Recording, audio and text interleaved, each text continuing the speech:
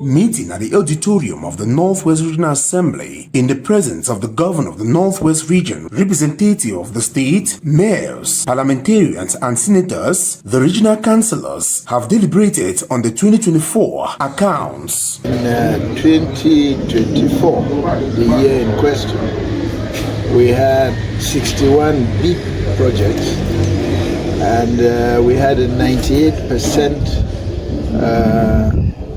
physical realization, and of course the financial realization is good because we have no debt.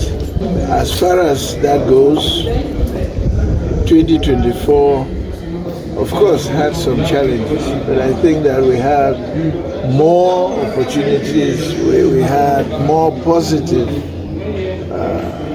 news than challenges. The session, which opens on Monday, April 21, 2025, will also witness the adjustment of the 2025 budget. The Northwest Development and Investment Fund, which is going operational, has a partnership that targets the youth, and that is digital entrepreneurship.